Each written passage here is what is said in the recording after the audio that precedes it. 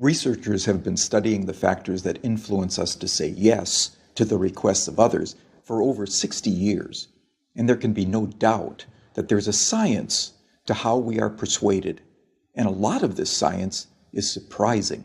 When making a decision, it would be nice to think that people consider all the available information in order to guide their thinking, but the reality is very often different. In the increasingly overloaded lives we lead, more than ever, we need shortcuts or rules of thumb to guide our decision-making. My own research has identified just 6 of these shortcuts as universals that guide human behavior. They are reciprocity, scarcity, authority, consistency, liking, and consensus. Understanding these shortcuts and employing them in an ethical manner can significantly increase the chances that someone will be persuaded by your request. Let's take a closer look at each in turn. So, the first universal principle of influence is reciprocity. Simply put, people are obliged to give back to others the form of behavior, gift, or service that they have received first.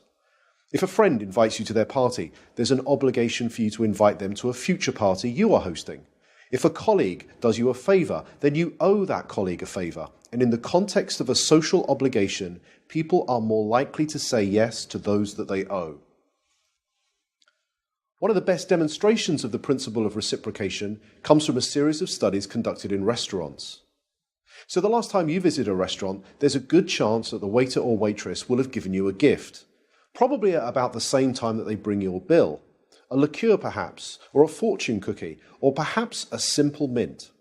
So here's the question. Does the giving of a mint have any influence over how much tip you're going to leave them? Most people will say no, but that mint can make a surprising difference. In the study, giving diners a single mint at the end of their meal typically increased tips by around 3%. Interestingly, if the gift is doubled and 2 mints are provided, tips don't double. They quadruple, a 14% increase in tips. But perhaps most interestingly of all is the fact that if the waiter provides 1 mint, starts to walk away from the table, but pauses, turns back, and says, "For you nice people, here's an extra mint," tips go through the roof. A 23% increase, influenced not by what was given, but how it was given. So the key to using the principle of reciprocation is to be the first to give and to ensure that what you give is personalized and unexpected. The second universal principle of persuasion is scarcity. Simply put, people want more of those things they can have less of. When British Airways announced in 2003 that they would no longer be operating the twice-daily London-New York Concorde flight because it had become uneconomical to run, sales the very next day took off. Notice that nothing had changed about the Concorde itself. It certainly didn't fly any faster, the service didn't suddenly get better, and the airfare didn't drop. It had simply become a scarce resource, and as a result, people wanted it more. So when it comes to effectively persuading others using the scarcity principle, the science is clear. It's not enough simply to tell people about the benefits they'll gain if they choose your products and services. You'll also need to point out what is unique about your proposition and what they stand to lose if they fail to consider your proposal. Our third principle of influence is the principle of authority, the idea that people follow the lead of credible, knowledgeable experts. Physiotherapists, for example, are able to persuade more of their patients to comply with recommended exercise programs if they display their medical diplomas on the walls of their consulting rooms. People are more likely to give change for a parking meter to a complete stranger if that requester wears a uniform rather than casual clothes. What the science is telling us is that it's important to signal to others what makes you a credible, knowledgeable authority before you make your influence attempt. Of course, this can present problems. You can hardly go around telling potential customers how brilliant you are, but you can certainly arrange for someone to do it for you. And surprisingly, the science tells us that it doesn't seem to matter if the person who introduces you is not only connected to you, but also likely to prosper from the introduction themselves. One group of real estate agents were able to increase both the number of property appraisals and the number of subsequent contracts that they wrote by arranging for reception staff who answered customer inquiries to first mention their colleagues' credentials and expertise. So, customers interested in letting a property were told, "Lettings? Let me connect you with Sandra, who has over 15 years' experience letting properties in this area." Customers who wanted more information about selling properties were told, "Speak to Peter, our head of sales. He has over 20 years' experience selling properties. I'll put you through now." The impact of this expert introduction led to a 20% rise in the number of appointments and a 15% increase in the number of signed contracts. Not bad for a small change informed from persuasion science that was both ethical and costless to implement. The next principle is consistency. People like to be consistent with the things they have previously said or done. Consistency is activated by looking for and asking for small initial commitments that can be made. In one famous set of studies, researchers found, rather unsurprisingly, that very few people would be willing to erect an unsightly wooden board on their front lawn to support a Drive Safely campaign in their neighborhood. However, in a similar neighborhood close by, 4 times as many homeowners indicated that they would be willing to erect this unsightly billboard. Why?